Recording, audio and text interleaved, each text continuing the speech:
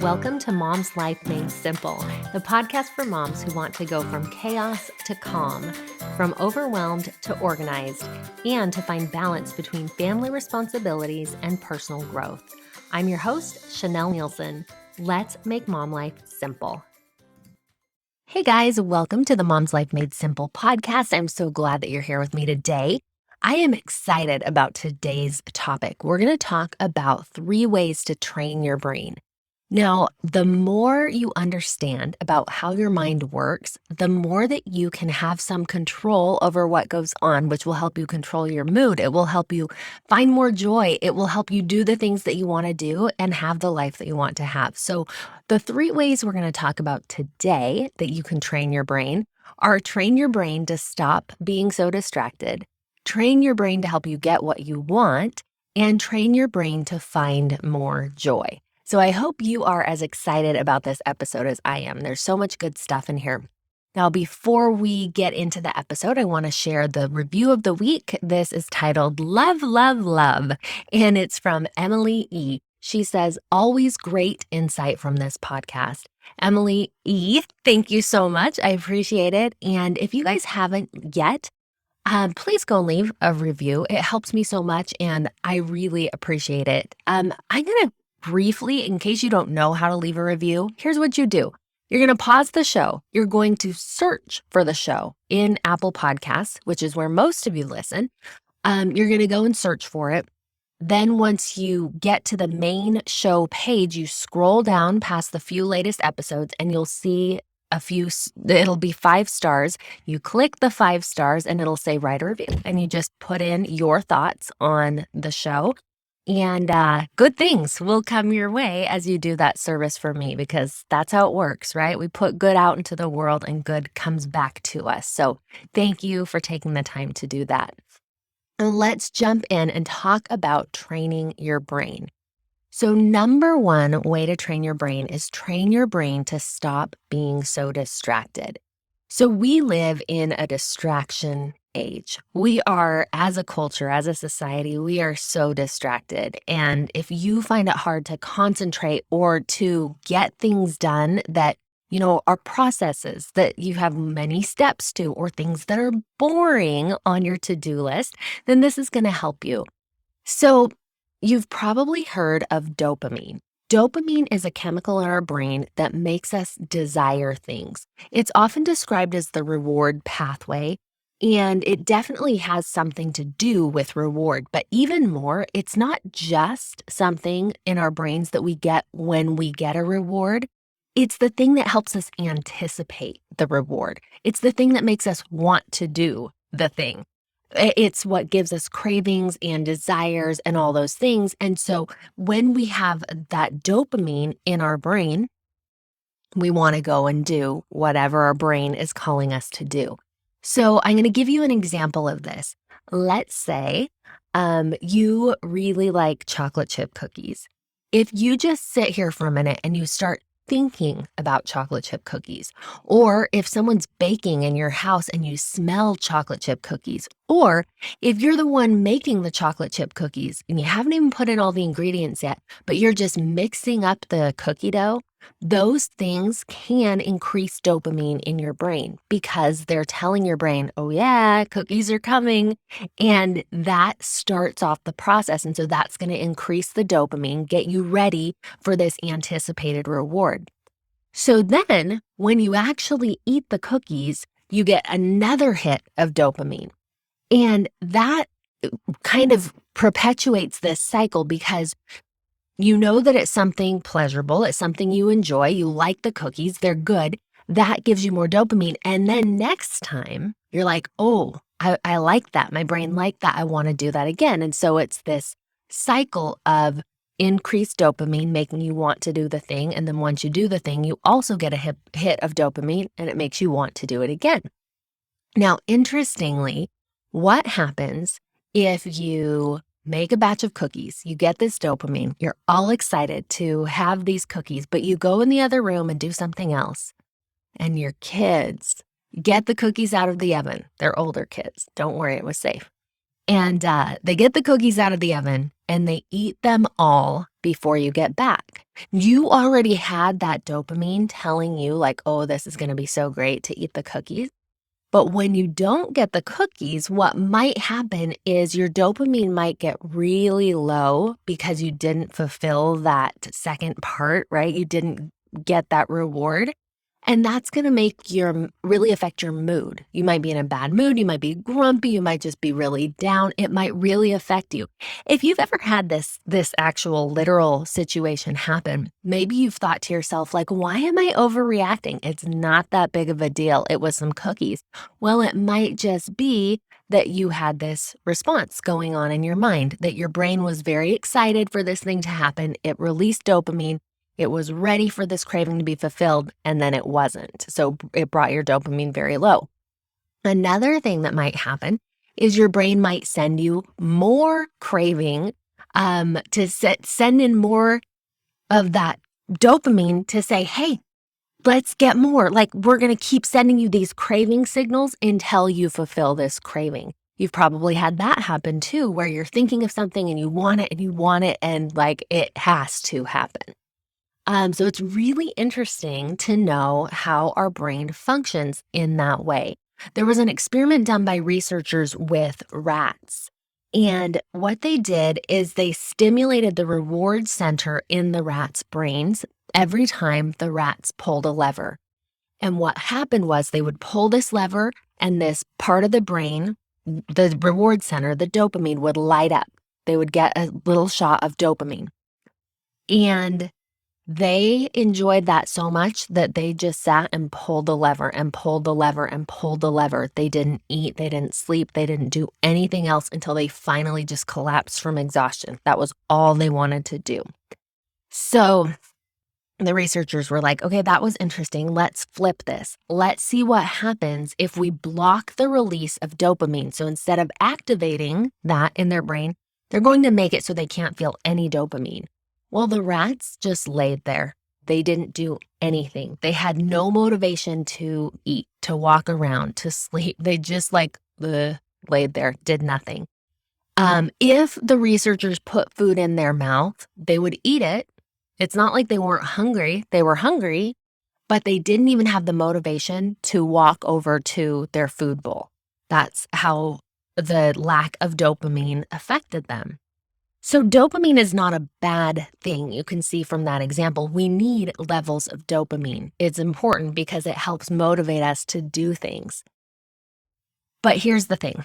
Our bodies like a constant level of things, right? We like to have our blood sugar in between a certain range. Our bodies like us to have a certain temperature range that is right for our bodies. All the functioning of our body stays within a certain range.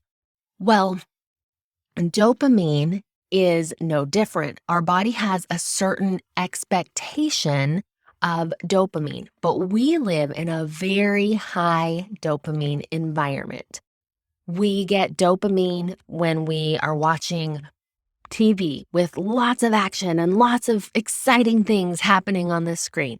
Now, let me just pause here and say, anything with a reward, any activity with a reward is going to give us some dopamine, but we get higher levels of dopamine from things that are exciting. And the highest levels of dopamine come from things that give us a random reward.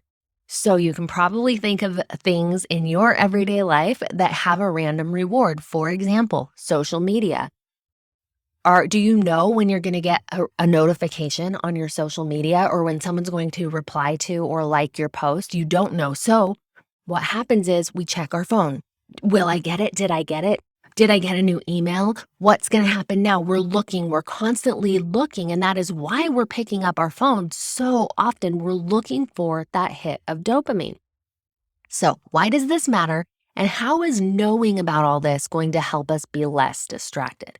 Well, if we set our dopamine thermostat, I'm going to call it, to a high level, if we are used to picking up our phone 100 times a day and checking to see what's going on, if all of our activities are flashing lights and super exciting and junk food and high dopamine activities, then our brain is going to function at a level where it needs high dopamine. Our brains are going to expect and look for that level of high dopamine. Now, I'm going to give an example from my own life because sometimes I see this happening. If I have been on the computer or on my phone or whatever a lot during the day, and then I sit down to read a book that's like an educational book, a nonfiction book, I'm just sitting down to read and to learn something. I'll read a paragraph or two, and then I'm like, where's my phone? I'll read a little bit, and then I'll kind of like get distracted. Do I need to go check Facebook? I can't sit there and focus as well because I'm hyped up. I'm looking for that dopamine. I have a hard time settling in and reading. That's just one example for me. You can probably think of examples for yourself of a similar thing where it's really hard to stay focused or to do the work that needs to be done. Maybe it's hard to get motivated, like in the example I gave with the rats, and you just like, your dopamine gets so low from being so high, right? You're used to this high, and when it doesn't, your dopamine levels don't reach that expected high level. You just get really low, like when there's no cookies. Okay, so if we want to be less distracted, then it starts with training our brain to require less dopamine. So we have to allow ourselves to be bored.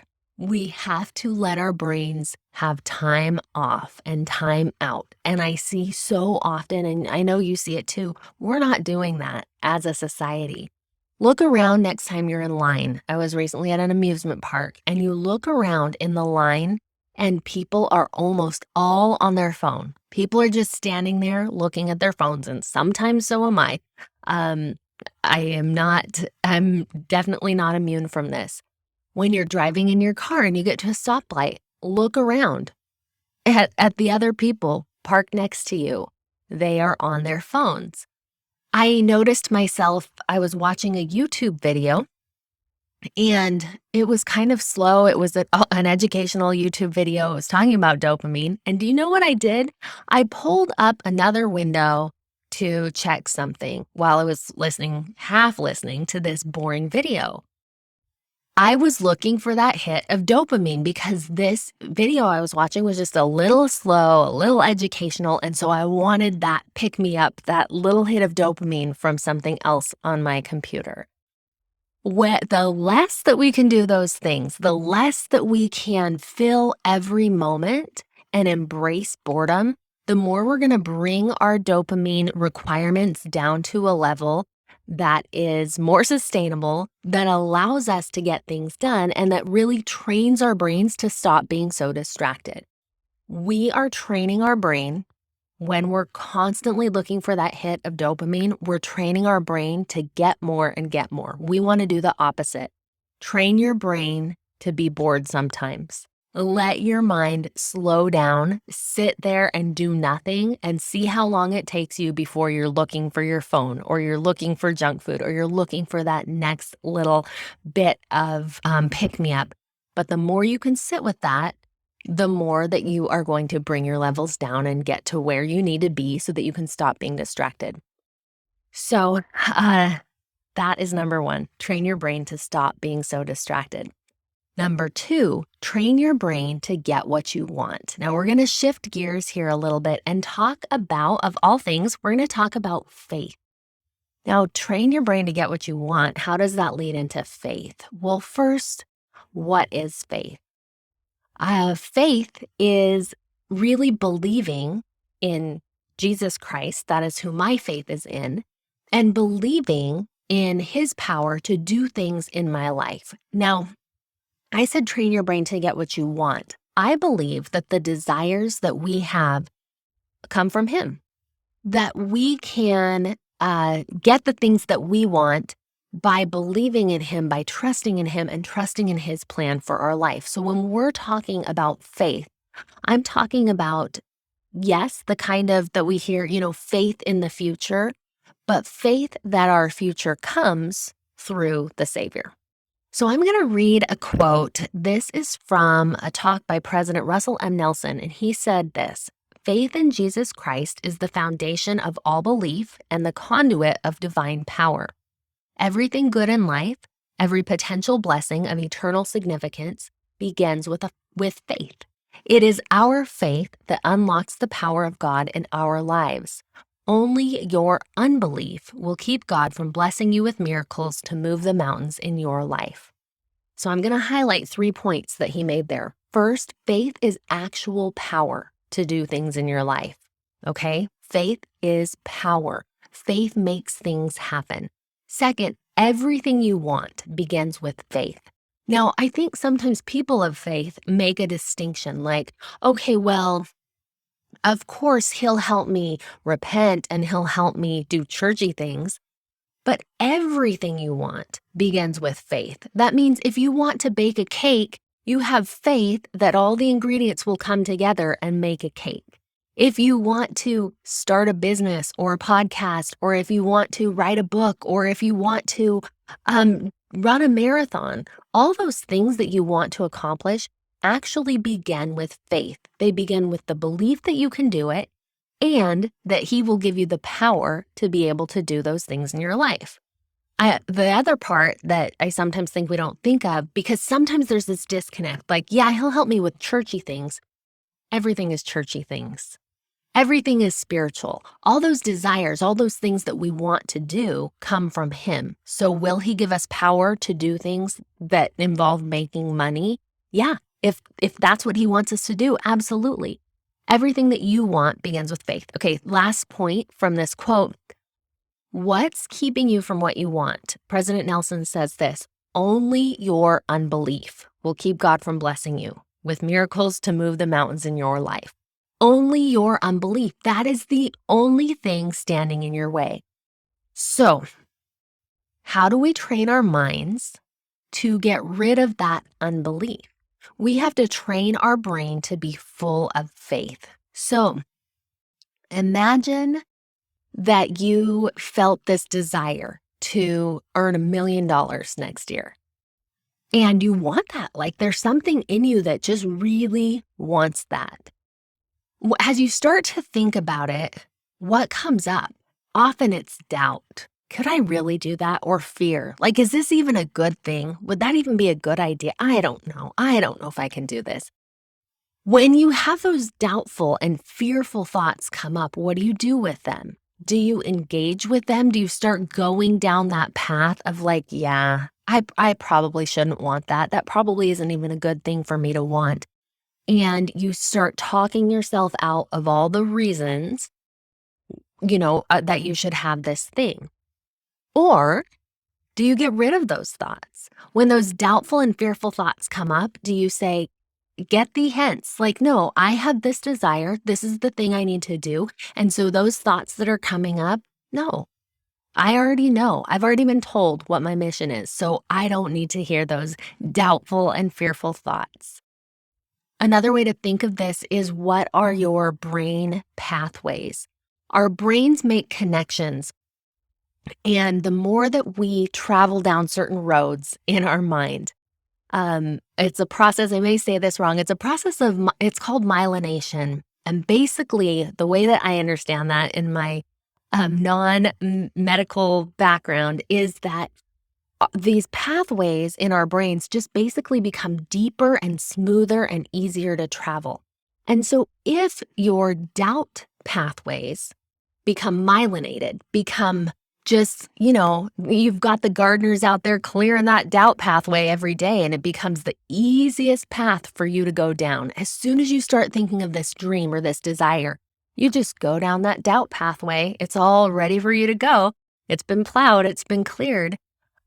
Is that the brain pathway that you are taking? I hope that makes sense.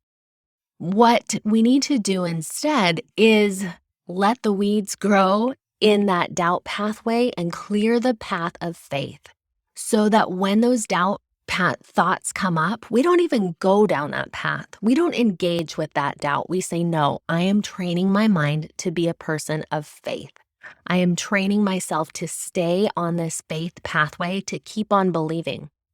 Now, on the pathway of faith, when you're believing that these good things are coming your way, or that these obstacles are going to be cleared, or that you're going to get that thing that you desire, that thing that you want, that thing that you're praying for, Do you, when things are not going your way, are you able to stay on that pathway of faith? This is called a trial of faith, right? As we're going down and we want this mountain to be moved or we want this thing to happen and things aren't going easy, do you train your brain to keep believing? Or do you come up against this obstacle, this mountain, this hard thing and say, you know what? This is too much. I'm going to go get on that fear pathway. I'm going to go over here to the doubt pathway. Or do you stay on the pathway of faith? So faith is confidence and trust in Jesus Christ. If you have faith in him, then do you trust that he wants what's best for you?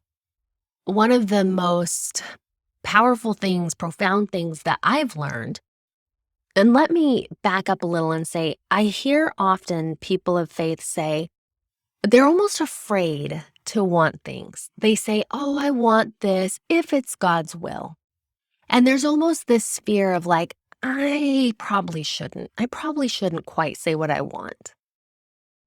I think that instead the shift, and this has been a powerful learning for me, the shift is to say, I want this and I trust that God is going to give this to me or something better.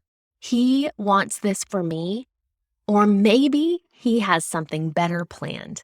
And either way, it's going to lead to what I want because ultimately I want what he wants for my life. I trust his plan, but I have faith that he is going to give me this thing or show me a better way. And that to me feels a lot more faith-filled than just like, if he wants me to have it. Because if he wants me to have it, doesn't require as much faith. It doesn't require staying on the faith pathway. It's almost an excuse sometimes, it can be, right, for doubt. It allows us to live in that doubt pathway. So number 2, train your brain to get what you want through staying in faith.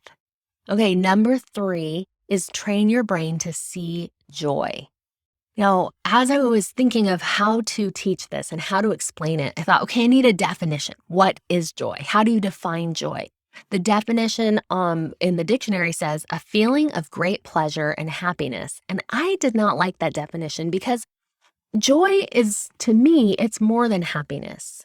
It's bigger, it's deeper, it's a lot more powerful than just happiness. So I found a definition. This is from compassion.com. And it's really, I'll just read it to you. It's kind of long, but this is so good. Joy is a little word. Happiness is a bigger word. Joy is in the heart. Happiness is on the face. Joy is of the soul. Happiness is of the moment. Joy transcends. Happiness reacts. Joy embraces peace and contentment, waiting to be discovered. Joy runs deep and overflows, while happiness hugs hello. Joy is a practice and a behavior. It's deliberate and intentional. Happiness comes and goes blithely along its way. Joy is profound and scriptural. Don't worry, rejoice. Happiness is a balm. Don't worry, be happy. Joy is an inner feeling. Happiness is an outward expression. Joy endures hardships and trials and connects with meaning and purpose. A person pursues happiness, but chooses joy. Okay, I really like that definition, that understanding. I think that encompasses what joy is. Joy is a way of living while happiness kind of comes and goes along with the other things that they brought out.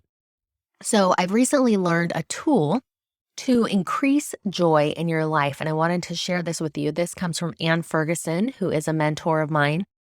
And she says, as you go throughout your day, now this is ideal if you can find this in the moment and you notice it while it's happening, but it might not happen. You might not notice, but this can become something you do in your evening routine as part of your journaling practice even. What was your moment of joy today? Look over your day, or as you're going throughout your day, look for it. Okay, where is the joy? Where am I finding joy? I had a recent joyful moment with my son. My 5-year-old got really mad the other day. We were at my parents' house. We were playing a game and we didn't play the game he wanted to play and he just lost it. He was so upset. And so I took him outside And I said, okay, I'm going to chase that angry bug right out of you. And I started to run and chase him, and he just ran. He ran down the street, around the block. He just ran, and I followed him, and it was just waiting. And actually, even in that waiting while he was running, I felt joy because it was a beautiful day. I was outside, and I thought, you know what? He's getting this out, and he just needs to have this moment. And I just felt a lot of joy even while he was running away from me. Then he ran down the street and got where I couldn't even see him. And I turned the corner, and then I saw him running toward me. And I put my arms out to give him a big hug. And I started to hurry and run toward him, and we ran toward each other, and I picked him up, and I just gave him this big hug. And he said, "Mom, I'm sorry. I'm so sorry." And that was the sweetest moment of joy. And I'll tell you what, even in the retelling of it, I feel that joy. And I'll tell you why.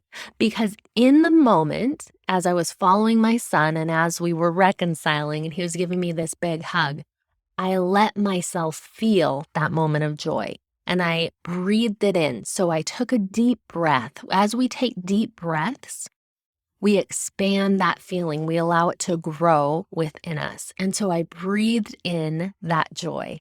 And I felt the joy of being in that moment. And I can recall it and bring it back to mind now because breathing it in allowed it to deepen and it made a deeper and more lasting impression. So what I want you to do is look for those moments or even think of a past moment that you've had recently and breathe it in. Let yourself feel it. Take a deep breath. Let that breath expand that feeling in your body. And try to get your body and your mind and everything within you, your soul as well, to feel what that joy feels like for you. And the more that you can feel what that joy is, the more you train your brain to look for it. You're training your brain saying, hey, I like this. I like to feel joy. I choose to feel joy. I want this feeling again. Help me figure out when I'm feeling joy.